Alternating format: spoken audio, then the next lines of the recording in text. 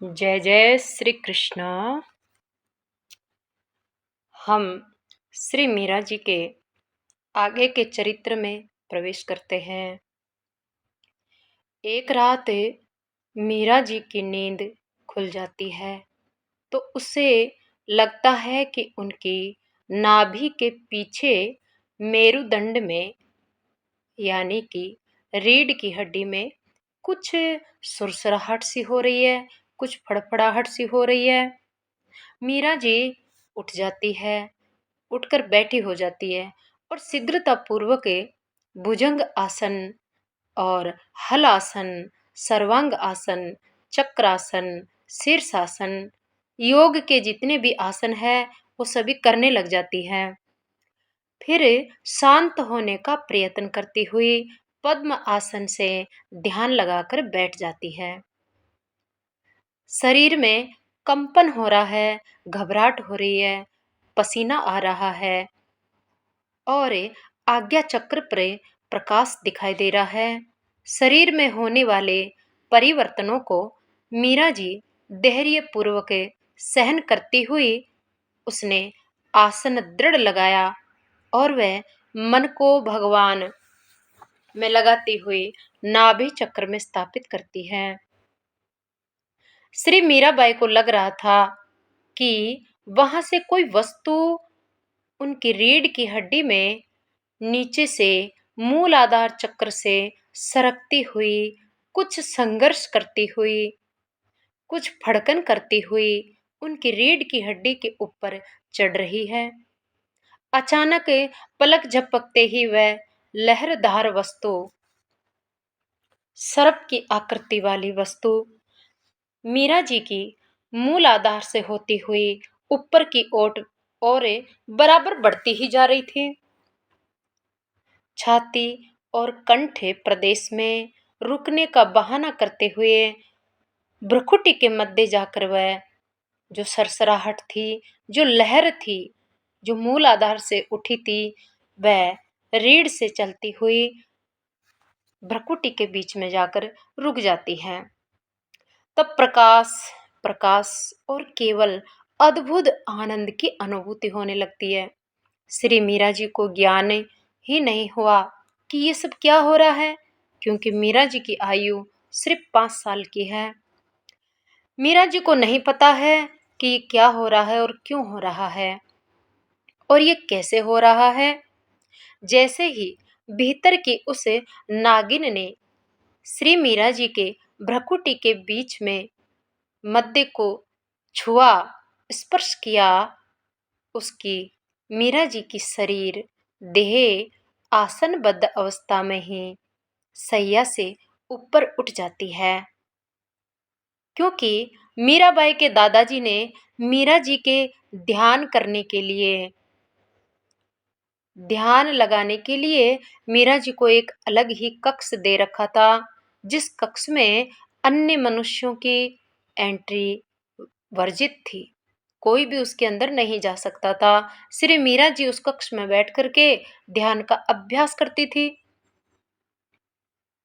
तो जैसे ही मीरा जी की कुंडलिनी शक्ति जागृत होकर भ्रुकुटी के बीच में जाकर पहुंचती है तो अचानक से आसन पर ध्यान में बैठी हुई मीरा जी का शरीर जमीन से ऊपर उठने लगता है और धीरे धीरे नहीं, अचानक से जमीन से, आसन से मीरा जी का छोटा सा शरीर उठता है और छत से जाकर के लग जाता है।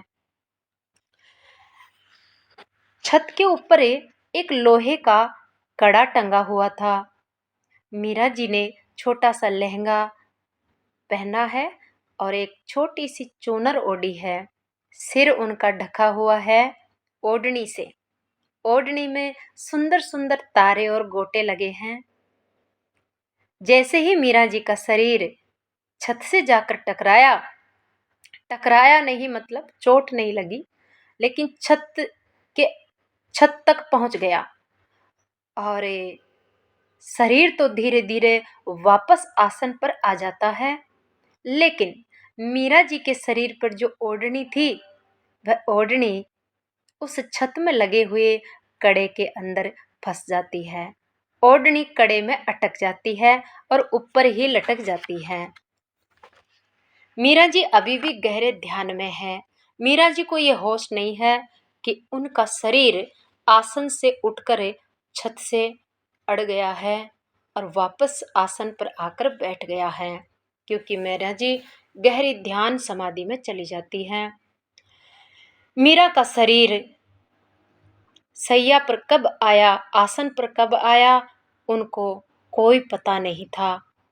और किंतु वह अटका हुआ उनका जो ओढ़नी का जो गोटा, ओढ़नी वह लटक रही थी। सुबह हुई तो श्री मीरा जी अभ्यास के लिए जब गुरु जी के पास गई, गुरु जी को प्रणाम करने के लिए दूधा जी के पास नहीं आई, तो दूधा जी पूछताछ करने लगे। मीरा जी सुबह उठ कर के रोज ही गुरु और राव दूधा जी के पास जाती थी, लेकिन आज नहीं गई। क्यों नहीं गई? क्योंकि आज मीरा गहरी समाधि में है। मीरा को पता ही नहीं है कि सुबह हो गई। मीरा के दादाजी सब लोगों से कहते हैं कि मीरा को ढूंढो। सभी जगह ढूंढने लगे, अरे मीरा क्यों नहीं आई, क्यों नहीं आई। ढूंढने पर पता चला कि मीरा तो अपने कमरे में आसन लगा करके ध्यान समाधि में बैठी है। वह पुकारने और हिलाने पर भी आंख नहीं खोल रही थी। सब लोग पहुंचते हैं, राव दूधा जी पहुंचते हैं कमरे में, कक्ष में, और मीरा को आवाज लगाते हैं, बेटी मीरा उठो, उठो बेटी मीरा उठो। पर मीरा जी को कुछ सुनाई नहीं पड़ता है। दादाजी ने मीरा का हाथ पकड़ के, कंधा पकड़ करके हिलाया, फिर भी मीरा जी की आंखें नहीं खुली, आसन से वे नहीं उठ पाई। तब भीतर सूचना पहुंची कि राव दूधा जी, योगी श्री निवृत्तिनाथ जी और संत श्री बिहारी दास जी मीरा जी के कक्ष में पधारते हैं। वहां पर सभी स्त्रियां और बच्चों की भीड़ लगी हुई थी। मीरा को ऐसी गहरी ध्यान अवस्था में देख करके मीरा जी की माता झाली जी रोने लग जाती है। सभी आश्चर्य में देख रहे थे कि ये मीरा को क्या हो गया। किसी के कुछ समझ में नहीं आ रहा था, क्यों उसे योग की शिक्षा दी जा रही है। सभी स्त्रियां आपस में चर्चा कर रही थी, क्या जरूरत थी इतनी छोटी सी लाली को ऐसा योग की शिक्षा देने की। अब क्या होगा इसका, इसको तो होश ही नहीं आ रहा है। इस प्रकार के अनेक प्रकार के विचार स्त्रियां आपस में चर्चा कर रही थी और अपने अपने विचार प्रकट कर रही थी। तभी राव दूधा जी, योगी श्री निवृत्तिनाथ जी और बाबा संत श्री बिहारी दास जी एक साथ मीरा जी के कक्ष में पहुंचते हैं। दूधा जी को सूचना मिलती है। सभी अपने अपने प्रश्नों के साथ ही कक्ष से बाहर हो जाते हैं। संत श्री निवृत्तिनाथ जी ने संत निवृत्तिनाथ जी कहते हैं कि आप सब लोग मीरा के कक्ष से बाहर निकल जाइए। संत निवृत्तिनाथ सब लोगों को बाहर निकाल देते हैं और स्वयं जाकर मीरा जी के पास बैठते हैं। ध्यान समाधि में बैठी हुई मीरा जी का छोटा सा हाथ पकड़ के और योग गुरु निवृत्तिनाथ मीरा जी की नाड़ी देखते हैं। कक्ष में पड़ी चौकी पर बैठ करके नेत्र बंद कर लेते हैं। बाबा संत बिहारी दास जी की दृष्टि जैसे ही ऊपर गई, अभी तक किसी की दृष्टि, किसी की आंखें छत के ऊपर नहीं गई थी। जहां पर मीरा जी की ओढ़नी टकी हुई है, वहां पर अभी तक किसी की दृष्टि नहीं गई। लेकिन अचानक से संत बिहारी दास जी की दृष्टि जाती है। गोटे की किनारे की वो ओढ़नी, साथ ही देखा मीरा जी की ओढ़नी का छोर। इन दोनों की तुक बैठाने पर उनकी कल्पना ने जो दृश्य प्रस्तुत किया, मीरा जी की पूरी साड़ी, पूरी ओढ़नी नहीं टकी थी, कांटा में उलझ गई थी, इसलिए आधी आधी ओढ़नी का कुछ किनारा फट करके और उसमें कड़े में टक गया था।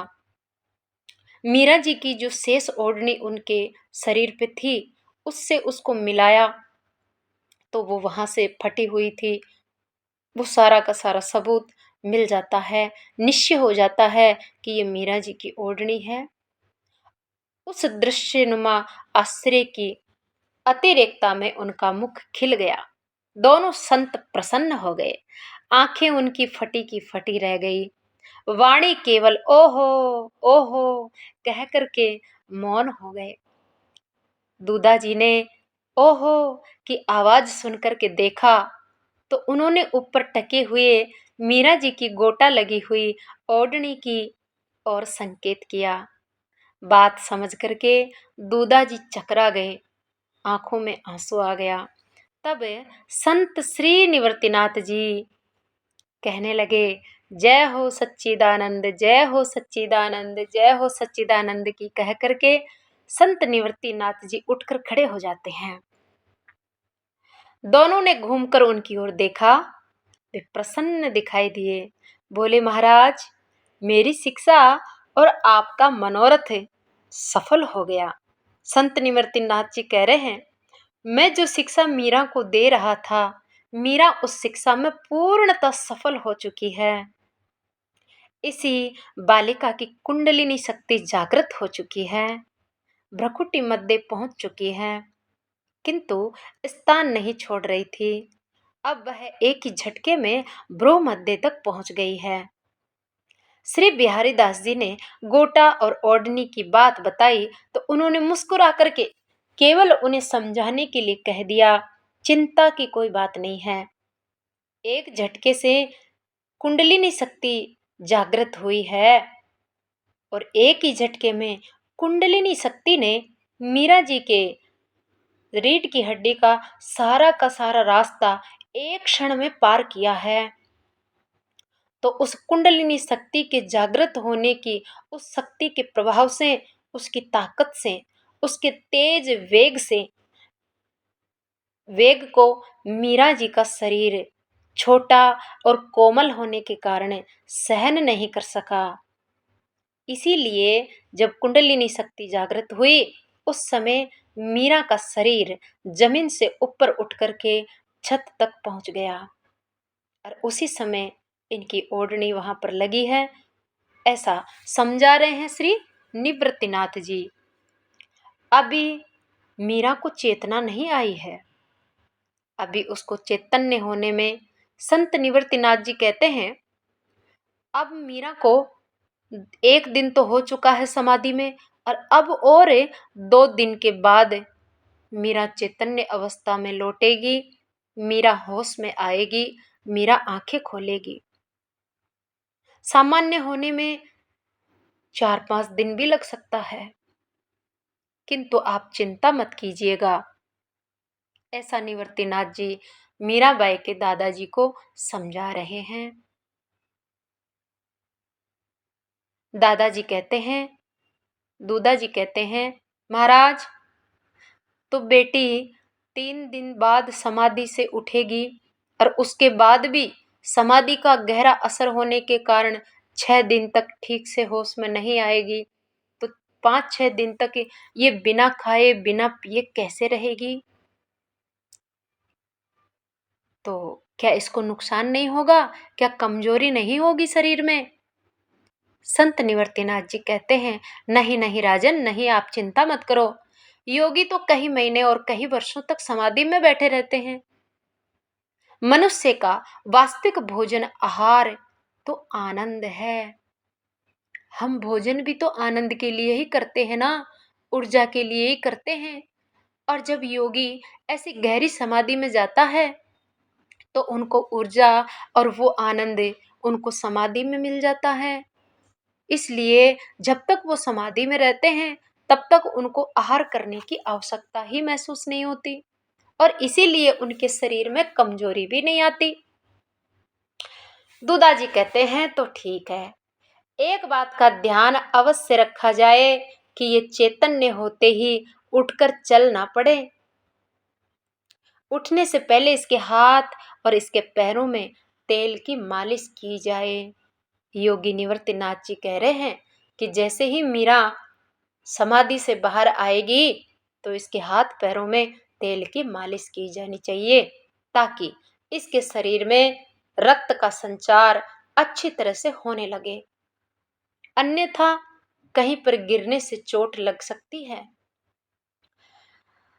3 दिन पूरा होने पर चौथे दिन दोपहर को श्री मीरा जी के शरीर में चेतना आती है।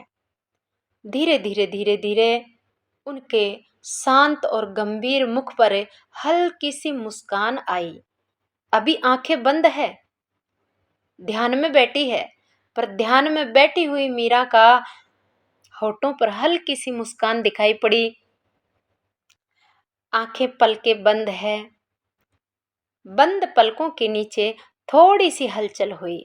धीरे धीरे पलट उगड़ने लगी। मीरा जी की माँ बाट देख रही थी, कब मेरी बेटी बोलेगी, कब मैं दौड़ के उसको गोद में उठाऊं। तो जैसे ही मीरा जी ने पलक खोलने की कोशिश की, हलचल शरीर में होने लगी और मीरा जी की माँ दौड़कर आ जाती है। वहीं पर बैठी थी, सभी लोग सोते नहीं हैं, मीरा जी के आसपास ही घूम रहे हैं। और मीरा जी की माँ उठकर दौड़कर पास में आती है और कहती है, बाईसा, बाईसा, बाईसा। उसने पुकारा, किंतु लगा जैसे उसने सुना ही ना हो। अभी भी मीराबाई को कोई आवाज का असर नहीं हो रहा है, क्योंकि 3 दिन की गहरी समाधि से बाहर आई है। आंखें खुली होने पर भी दृष्टि में पहचान करने की क्षमता नहीं थी।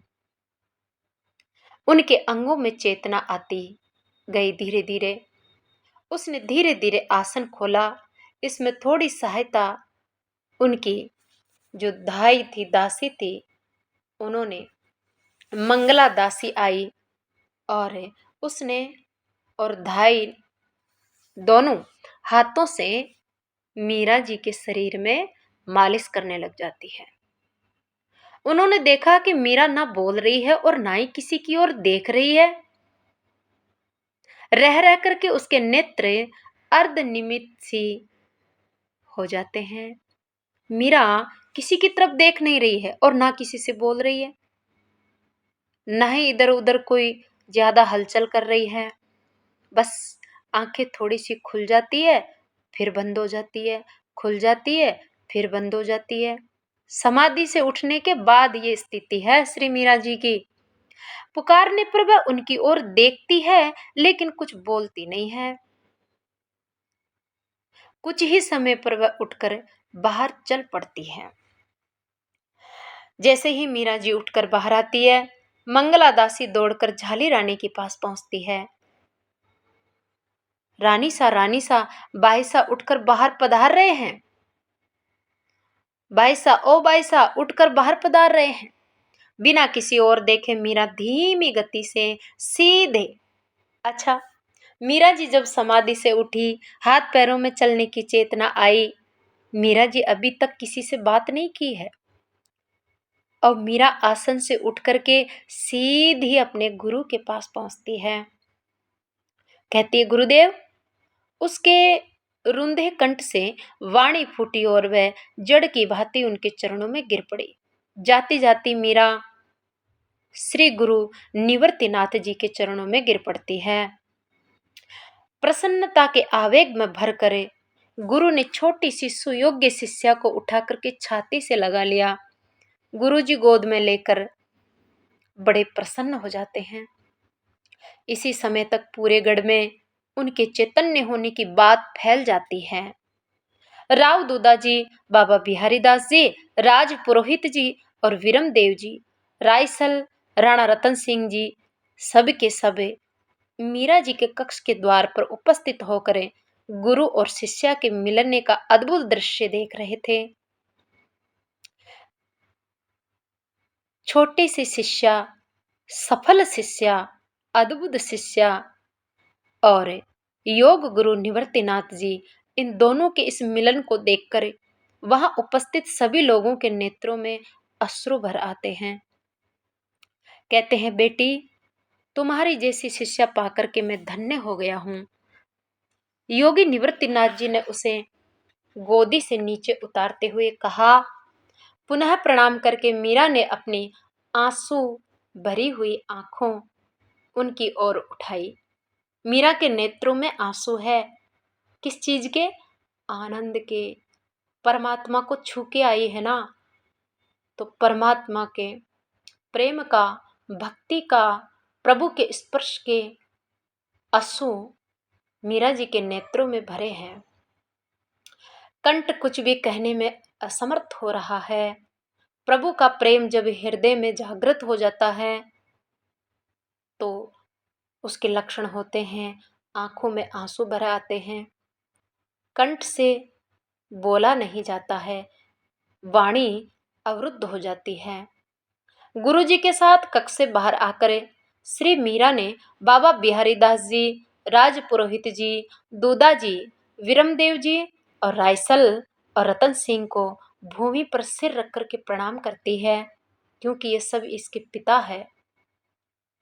रतन सिंह के अतिरिक्त सभी ने सिर पर पीठ रखकर हाथ फेरकर आशीर्वाद दिया। रतन सिंह जी मीरा जी के पिताजी है।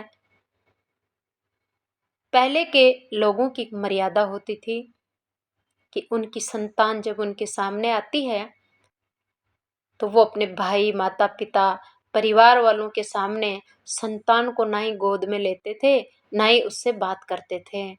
इसलिए रतन सिंह जी कुछ नहीं बोलते हैं, इसे कुछ आहार के लिए आज्ञा प्रदान करते हैं, बस इतना कहते हैं, बेटी कुछ खाओ। राव दूदाजी ने उसे गोदी में उठाया, निवृत्तिनाथ जी से कहा, काली मिर्च, मेथी, धनिया और मिश्री ये उबाल करके सबसे पहले मीरा जी को पिलाया जाए, इसे छान कर पिलाया जाए। इसके बाद ही चावल की खिचड़ी इसको खिलाई जाए घी डाल करके, और फिर धीरे धीरे अन्न खिलाया जाए। रनिवास में भी सबको मीरा प्रणाम करना चाहती है, किंतु विरमदेव जी की बड़ी पत्नी सोलंकिनी जी ने मीरा जी को गोदी में उठा लिया। बस बस बेटा बस, बहुत हो गया। मीरा जी की बड़ी माँ कहती है, अरे मेरी छोटी सी लाडली मीरा तो संत बन गई है बाबा, महात्मा बन गई है। ये गुणों की खान को अन्नदाता हुक्म ना जाने क्यों साधु बना रहे हैं।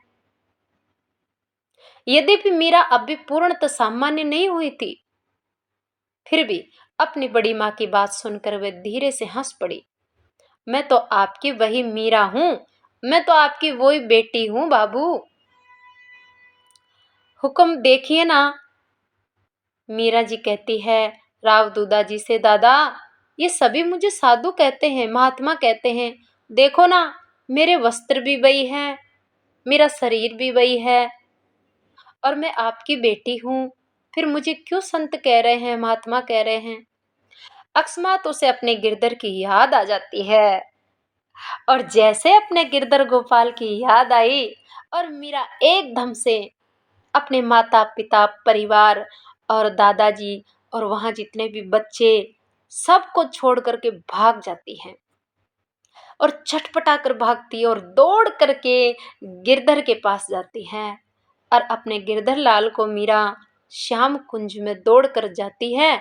गिरधर गोपाल को दोनों हाथों से गोदी में उठाकर छाती से लगाती है।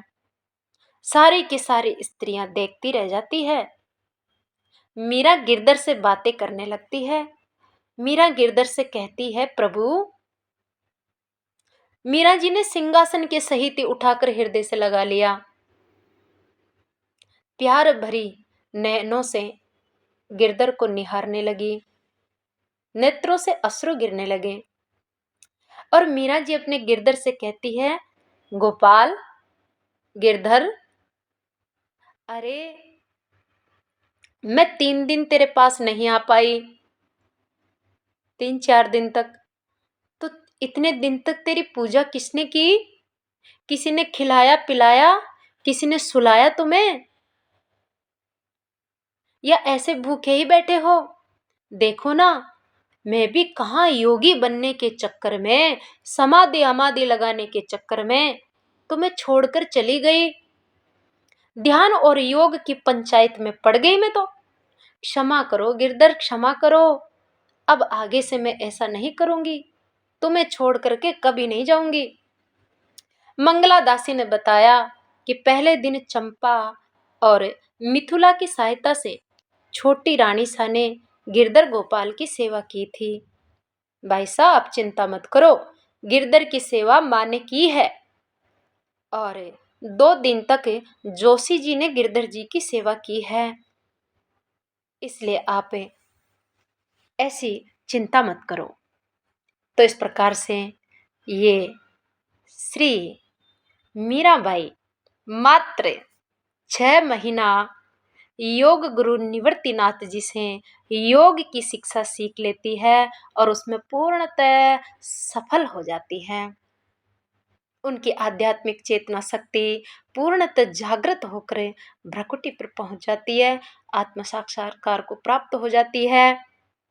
जिस योग साधना को सिद्ध करने में बड़े से बड़े मनुष्य को भी, बड़े से बड़े संत महापुरुष को भी कम से कम 12 वर्ष लग जाते हैं। 12 वर्ष की साधना करने से जो सफलता मिलती है वो मीरा जी ने 6 महीने में प्राप्त कर ली और मात्र 5 वर्ष की आयु में प्राप्त कर ली। बोलो मीरा के श्याम की। श्री मीरा जी का शेष चरित्र अगले वीडियो में हम श्रवण करेंगे।